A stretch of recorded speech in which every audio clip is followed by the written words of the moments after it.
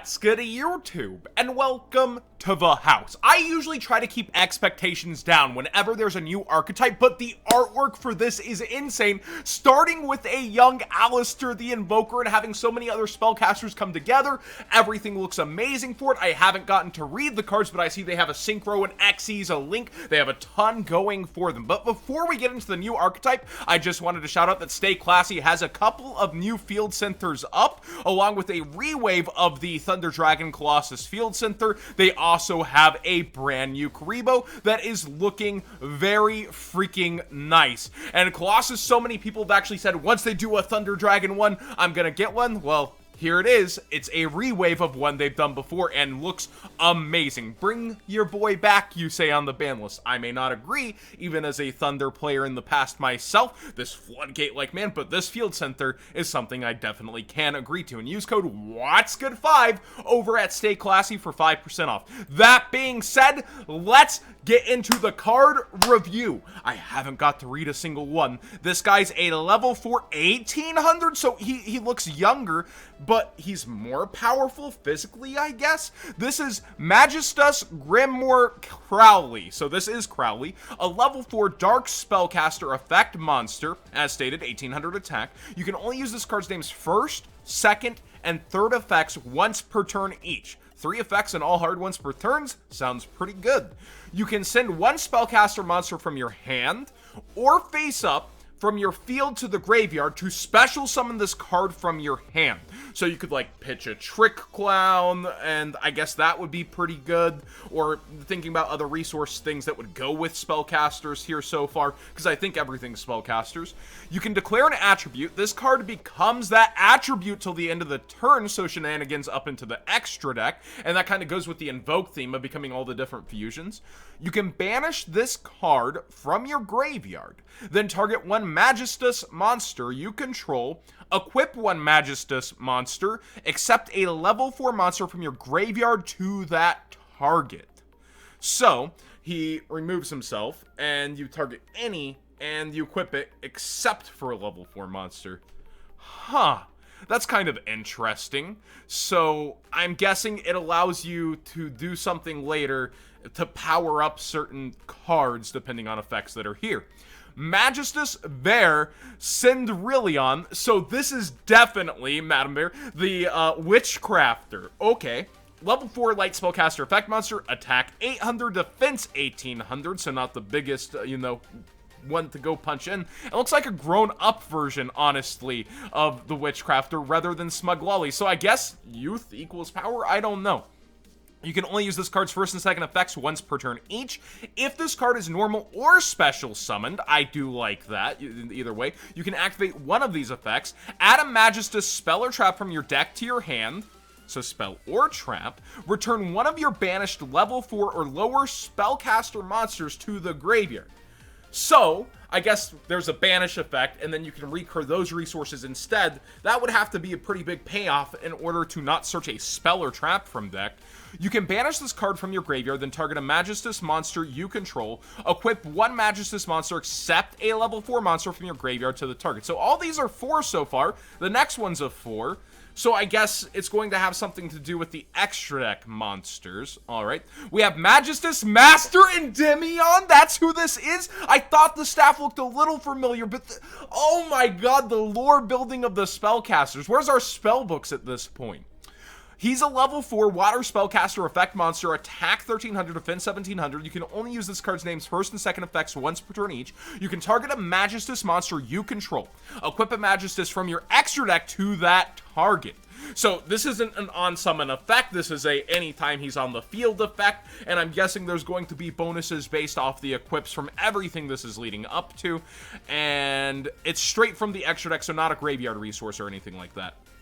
You can target a face-up spell you control, destroy it, and if you do draw a card, then place one card from your hand on the bottom of the deck. So way less powerful Magician Souls there, but an ability to equip, and I would hope we have ways to special summon them and be able to extend throughout the deck. We're here with a fusion, Majestus Saint Iwas is a level 8 Wind Fiend fusion effect monster. Attack 2000, defense 2800. You can, its materials are 1 Magistus monster plus 1 spellcaster monster specifically. You can only use this card's name's first effect once per turn. During the main phase quick effect, you can target one other face-up monster on the field, equip this card from the field to the monster. If you equip this card to an opponent's monster with this effect, that monster cannot activate its effect. Also gain control of it. So I guess it's like, that's a pretty interesting interaction. Yo, that's mine now. No effects on it, though.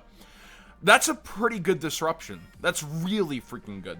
A monster equipped with this card gains 1,000 attack and defense. So negated effect, but it becomes bigger. That's some good back and forth gameplay there. And pretty balanced to note. This card's name is Iwas, a non-corporeal intelligence that dictated the book of the law to him on April 8th. Okay, there's actual insane lore here at this point. Majestus Dragon Vaphrim is a level 8 Fire Dragon Synchro Effect monster. Attack 2500, defense 2900. 1 tuner plus 1 or more non-tuner monsters. Completely generic. That's a little scary. You can only use this card's first and third effects once per turn each. If this card is the Synchro Summon card is destroyed, you can destroy all face-up cards your opponent controls. I mean, Black Rose maybe did it a little easier, but if you destroy this, so if you have something that would destroy and then equip, you would still have your cards, your opponent's going to lose all of them. A monster equipped with this card cannot be destroyed by an opponent's spell/trap card or effect. So here we're getting into the effects where you're using those other monsters to equip and you're getting all these bonuses. This card can't be destroyed by spell or trap effects specifically. It can still be bounced, banished, that kind of stuff, targeted. At the start of damage step, when a monster equipped with this card battles an opponent's monster, you can destroy that opponent's monster. So basically, you can take down anything by battle. Spell and traps can't destroy you, but they can still do a lot to you. That's not the biggest protection, but it's still interesting. And it's any monster, so if this is equipped to like the other boss monsters, that could become big armor depending on their effects. Magistus Goddess Nina Ruru is a rank 4 Earth Rock Xyz effect monster. Attack 1800, defense 2400. Rock got me a little scared, but it takes 2 level 4 spellcaster monsters. That's a nice little restriction there. You can only use this card's first and third effects once per turn each. You can detach 1 material from this card, target a level 4 or higher spellcaster monster in your graveyard. No Magician Souls here. Add it to your hand. A monster equipped with this card can make two attacks on monsters during each battle phase. If this card is currently equipped to a monster, you can target 1 Magistus card in your spell and trap zone and 1 spell and trap in your opponent controls and destroy them. So it's sounding more and more like you want to pop certain cards in this deck, and all the equip effects are semi-impressive so far depending on what we're leading up to. Magistus Maiden Artemis is a level of Link 1 light spellcaster. That should say Link 1. That's crazy. And all it takes is 1 level 4 or lower spellcaster monster. So that Trick Cloud I said earlier isn't the craziest thing, is it? You can special summon Magistus Maiden Artemis once per turn. You can only use this card's first and second effects once per turn each. If another Magistus monster is normal or special summoned while this card's already in the monster zone, you can target 1 monster or monsters, equip this card from your field to that monster. If this card is currently equipped to a monster, you can add a Magistus monster from your deck to your hand, so you can go and grab something else. So far, the chokehold is summoning, I feel like, so I hope the spells and traps take care of that. You can only use this card's second or third effect once per turn each, and only once that turn. Each Magistus monster you control that is equipped with an equipped card cannot be destroyed by battle once per turn. That's cute. During your main phase, you can special summon 1 level 4 spellcaster monster from your hand. There it is. There it is. That's the piece that ties it together. We have a searcher for this, an extension play. There it all is. If this face-up card is sent from the spell and trap zone to the graveyard, not destroyed, just sent, you can special summon any number of Magistus monsters with different names from your hand. Talk about double extent. Okay. This card is pretty awesome depending on what you can pull off. We saw ways to destroy this already.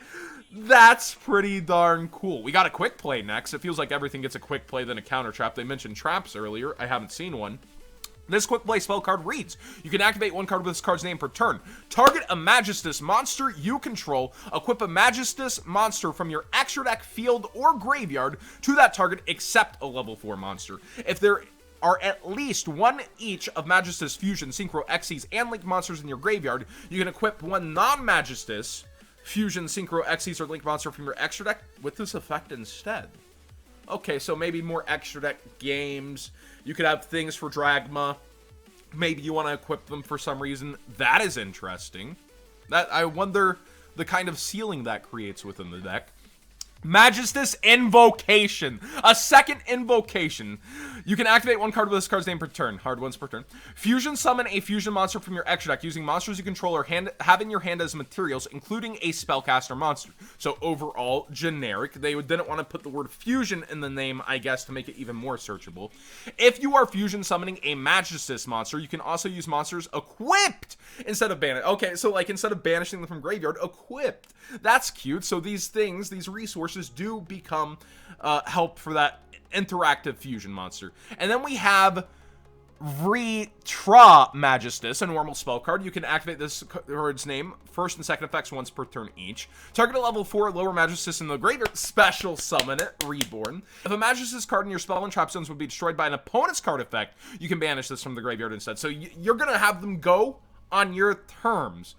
That's still spell and trap zones, and we saw the word trap earlier, and that's the end of the article. So many cards. What a tease. Is it going to end up with Necros, like never get its traps? Overall, I still think the choke point is trying to get yourselves to search and special, and you only have this one place for extension plays.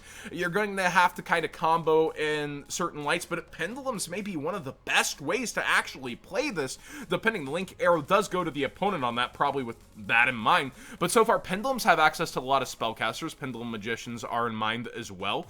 There's a ton going on with this. It's got good gameplay. It's got a unique kind of mechanic as these side sets do. I wonder the true ceiling of it and what else they're going to get. So far, I'm a fan.